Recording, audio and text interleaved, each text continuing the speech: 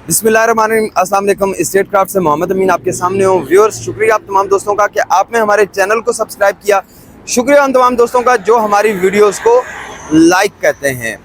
जी, आज सुबह सुबह जब हम लोग न्यू मेट्रो सिटी गुजर खान में एंटर होने के लिए यहाँ पे पहुँचे साइट पे, तो हम देखते हैं कि जी ये सामने बैरियर्स लगा दिए गए, ये रास्ता बंद कर दिया गया है। कैमरामैन ज़रा जूम करके दिखा देना इनको कि ये सारे का सारा रास्ता इधर से बंद हुआ है। इसी तरह से थोड़ा सा आगे आते हैं और आगे चल के ये भी दिखाते हैं कि उस साइड से भी रास्ता बंद कर दिया गया है। एक वो पीछे बैरिकेड्स लगा के रास्ता बंद किया है, एक ये सामने बैरिकेड्स लगा के रास्ता बंद किया है।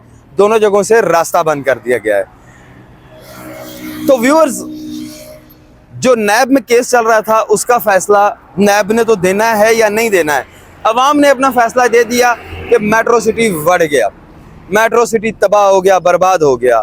तो आओ जरा चलते हैं, चल के देखते हैं कि मेट्रो सिटी के अंदर जाने देते हैं नहीं जाते देते।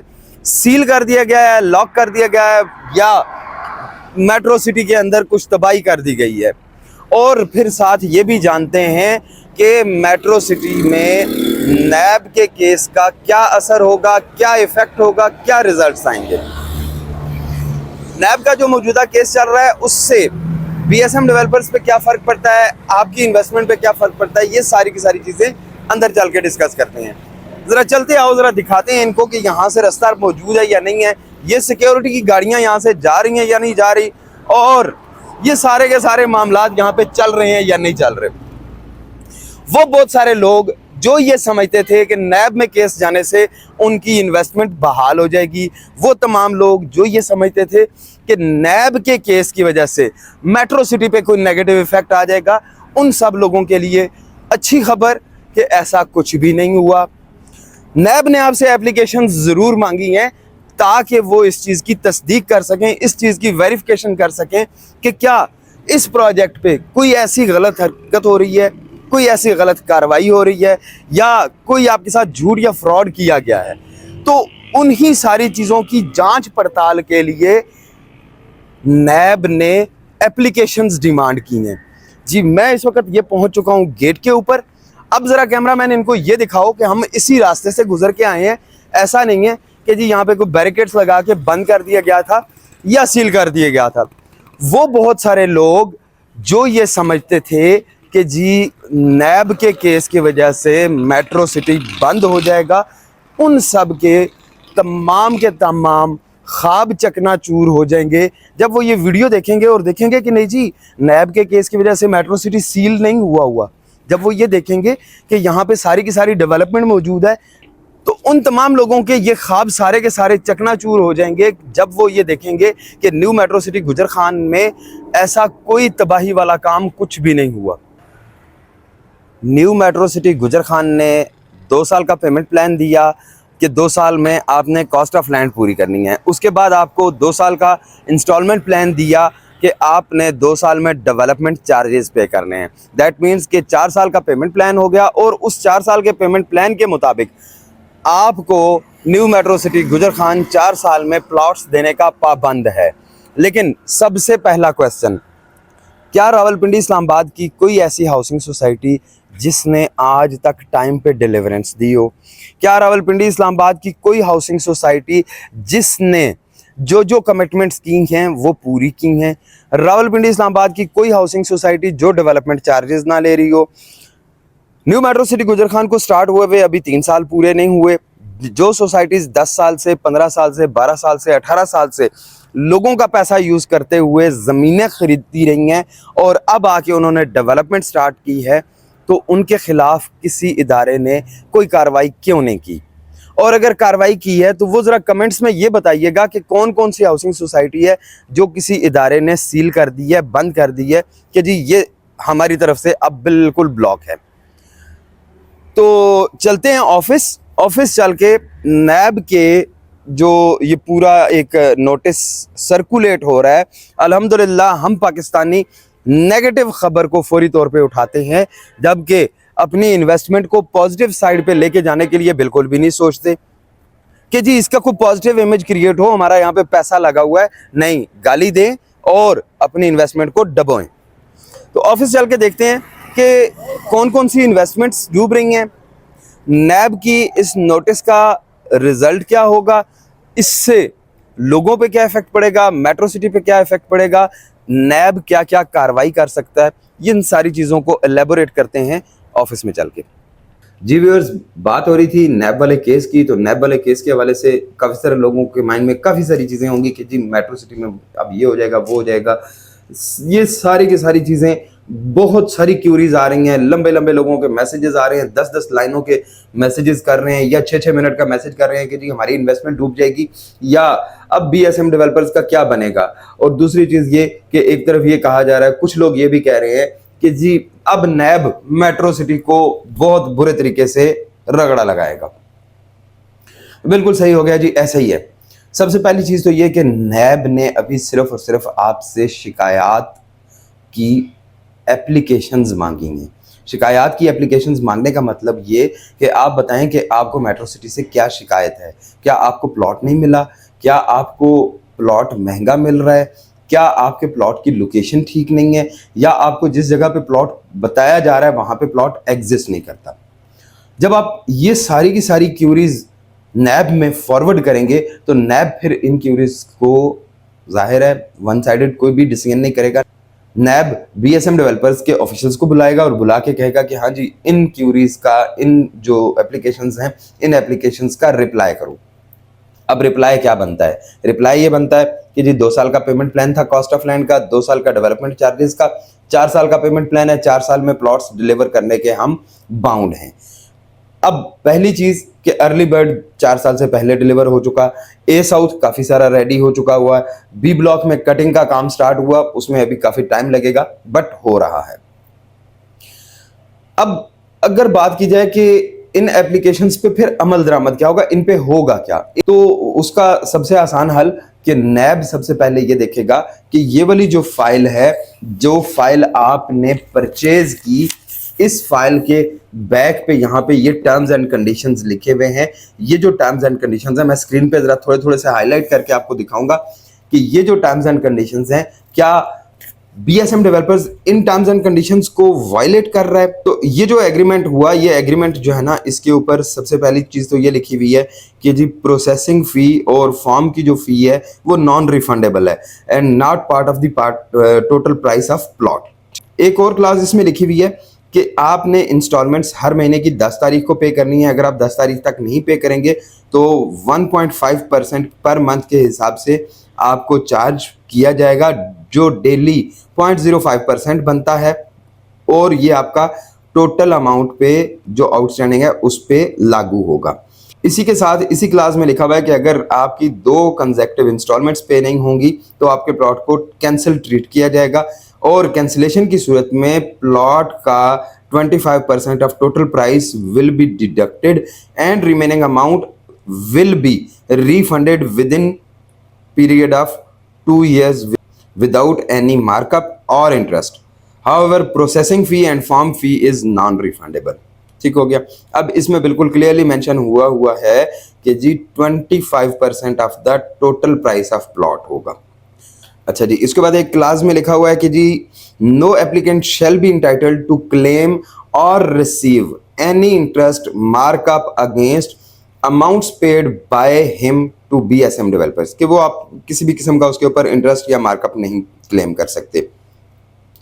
अच्छा जी, उसके बाद लिखा हुआ है in case of extra land with any property, मतलब किसी भी प्लॉट के साथ कोई एक्स्ट्रा लैंड है तो उसके ऊपर भी आपको एक्स्ट्रा लैंड के चार्जेस देने पड़ेंगे। पर मरला का जो साइज है वो 25 स्क्वायर यार्ड के हिसाब से कैलकुलेट किया जाएगा। 25 स्क्वायर यार्ड के मतलब है कि 5 मरला 125 गज का होगा।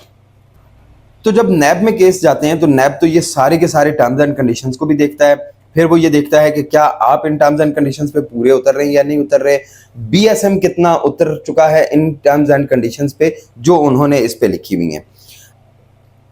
अब बात ये कि नैब में केस चला जाएगा, नैब उसको प्रोसेस करेगी, नैब उसको एनालाइज करेगा, नैब एनालाइज करने के बाद प्रोसेस करेगा, प्रोसेस करके फिर बीएसएम के जो ऑफिशियल्स हैं उनको बुलाएगा, बीएसएम के ऑफिशियल्स से उनकी स्टेटमेंट्स रिकॉर्ड करवाएगा। उसके बाद जाके फिर ये फैसला होगा कि क्या आप सही हैं या बीएसएम डेवलपर सही है। तो बहुत अफसोस के साथ कहना पड़ता है कि पाकिस्तान का जो ये जुडिशरी का सिस्टम है वो आपको बहुत अच्छी तरह से पता है, पाकिस्तान के इदारों का सिस्टम आपको बहुत अच्छी तरह से पता है, वहाँ पे फैसले कितनी जल्दी हो जाते हैं ये भी आपको पता होगा। तो लिटिगेशन में कभी भी कुछ भी किसी का भी फायदा नहीं होता, हमेशा दोनों पार्टीज का नुकसान होता है। अपॉर्चुनिटीज बहुत सारी आती हैं, लोग अवेल करते हैं, लेकिन जो नेगेटिव माइंडेड लोग होते हैं, जो नेगेटिव थिंकर लोग होते हैं या नेगेटिव माइंडेड लोग होते हैं, वो क्या करते हैं, वो सिर्फ और सिर्फ नेगेटिविटी को प्रमोट करते हैं ताकि उनकी जो इन्वेस्टमेंट है वो डूबती चली जाए। बहुत सारे लोग बहुत अक्लमंद बनने की कोशिश करते हैं, बहुत स्मार्ट और सियानी मूव करने की कोशिश करते हैं, वो कोशिश करते हैं कि जी थोड़े जे पैसे और बचा लविए, किसी कंसल्टेंट को ना जाइए। मतलब हम लोग अगर गला खराब हो, सर दर्द हो, पेट में दर्द हो या कोई भी मसला हो तो हम डॉक्टर के पास नहीं जाते हैं, हम लोग कोशिश करते हैं कि डिस्प्रिन, पैनाडोल या एरिथ्रोसिन या और कोई भी इस किस्म की जो मेडिसिन हैं वो घर पे बैठे बैठे यूज कर लें, हमें डॉक्टर की जो फीस है वो ना देनी पड़े। एजुकेशन सिस्टम हमारा इस वक्त बहुत बुरी तरह से वीक हुआ है, जुडिशरी हमारी बहुत वीक है, बाकी मामलात हमारे पाकिस्तान के अल्लाह माफ़ करे कहना नहीं चाहिए, बट मजबूरी है कि जी सबको पता है कि यहाँ पे क्या होता है, कैसे होता है। बात की जाए अगर बीएसएम डेवलपर्स की, बीएसएम डेवलपर्स ने बहुत सारी कमिटमेंट्स की और कोई भी कमिटमेंट पूरी नहीं की। एक सेकंड के लिए हमने मान लिया कि बीएसएम बहुत बुरा कर रहा है, बहुत ही गलत कर रहा है, बीएसएम रिकवरी के मामले में भी बहुत गलत कर चुका है, लोगों को थ्रेटनिंग कॉल्स देता है। लेकिन मुझे एक बात बताएं कि क्या आपके पास इसका कोई हल नहीं है? आपको अगर रिपीटेडली कॉल आती है तो आप उसको इग्नोर भी तो कर सकते हैं, आपको अगर रिपीटेडली मैसेजेस आते हैं तो आप उनको इग्नोर भी तो कर सकते हैं। और फिर सेकेंडली, क्या आपको गन पॉइंट पे कोई भी बंदा आके कहता है कि जी आप पेमेंट दें? आप खामोशी से, आप बड़े अच्छे तरीके से, आप बड़े प्यार से इन सिचुएशंस को हैंडल कर सकते हैं कि भाई मेरे को पैसे नहीं हैं, कैंसिल कर दो, कर दे रहो।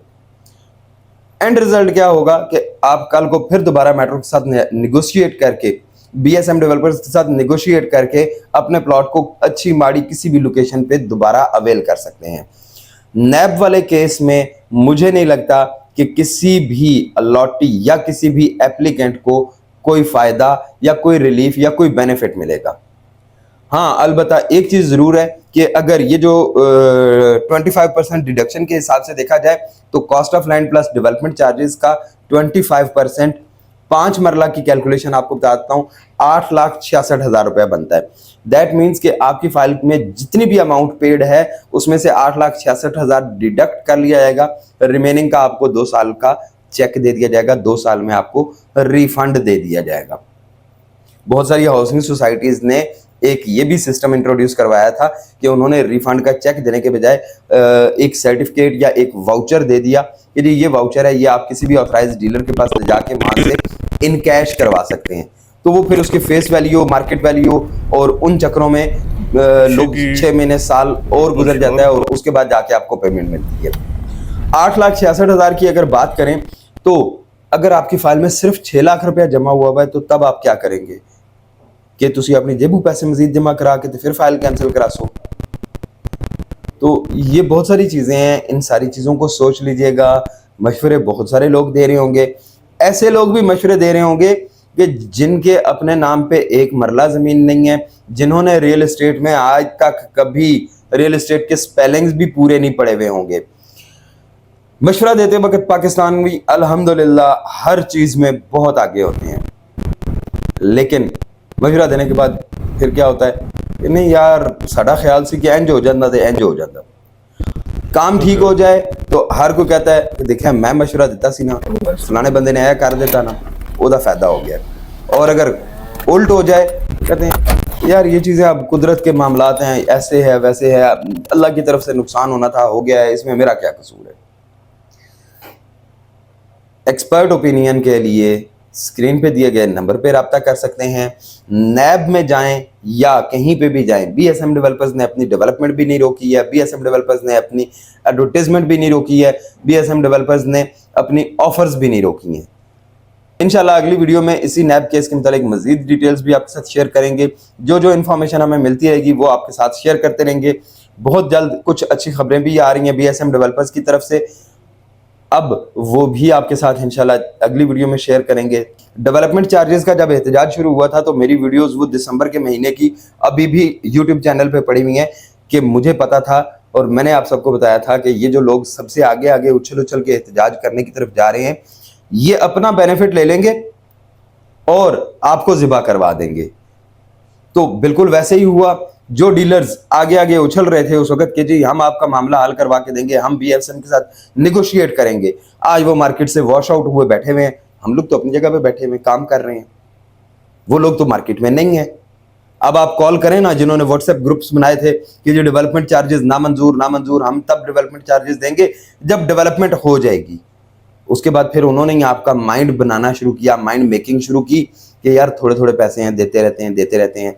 फिर जी डिस्काउंट पे आ गई बात। डिस्काउंट के बाद अब क्या है जी, डेवलपमेंट चार्जेस फुल पेड करवा के एक जगह पे आ जाए, दूसरी जगह पे आ जाए, और बहुत सारे मामला। इंशाल्लाह अगली वीडियोस में और बहुत सारी चीज़ों को कवर करेंगे। वीडियो पसंद आए तो उसको लाइक कर दीजिएगा, वीडियो को दोस्तों के साथ शेयर ज़रूर कर दीजिएगा ताकि उन तक भी मेट्रो सिटी के मुतालिक हकायक पहुंच सकें। हम लोग कोशिश करते हैं कि आपको up to date information provide करते रहें। इंशाल्लाह मुलाकात होती है एक अच्छी सी वीडियो में, तब तक के लिए अल्लाह हाफिज़।